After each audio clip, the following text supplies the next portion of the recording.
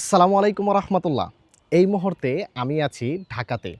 আর খুব শীঘ্রই আমাদের খুলনা অফিস উদ্বোধন হবে। আর সেই উদ্বোধনী অনুষ্ঠানে আমি থাকছি আপনাদের সাথে। আর শুধু এটাই নয়, এই উদ্বোধনী অনুষ্ঠান উপলক্ষে বিশাল অফার দিচ্ছে তৌফিক আলী ট্রাভেলস। কী অফার দিচ্ছে আজকের ভিডিওতে বলে দিচ্ছি।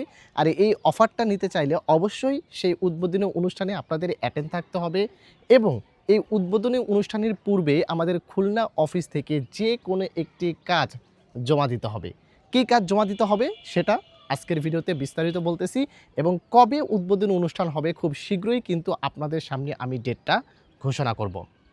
যারা তৌফিক আলী ট্রাভেলসের মাধ্যমে সৌদি আরবে ওয়ার্ক ভিসাতে যেতে চাচ্ছেন, যেমন সেটা হতে পারে ফ্রি ভিসা, সেটা হতে পারে কোম্পানি ভিসা, এবং যারা কাতারে ফুড ডেলিভারি কাজের ভিসাতে যেতে চাচ্ছেন, এই তিনটা ভিসার উপরে আমরা দিচ্ছি বিশাল একটা অফারটা সকলে পাবেন না।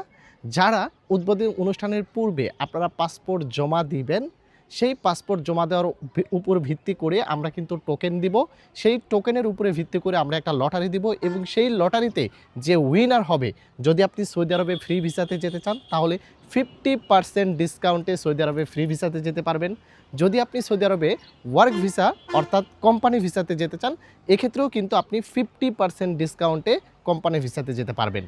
অথবা আপনি যদি কাতারের ফুড ডেলিভারি কাজের ভিসাতে যেতে চান তাহলে আপনি 50% ডিসকাউন্টে ফুড ডেলিভারি কাতারে যেতে পারবেন। তো এটা শুধুমাত্র কিন্তু একজন সৌভাগ্যবান ব্যক্তি পাবে, যারা আমাদের কাছে পাসপোর্ট জমা দিবে যে কোনো দেশে ভিসার জন্য। তো ওই ভিসার উপরে ডিপেন্ড করে আপনারা একটা টোকেন নাম্বার পাবেন।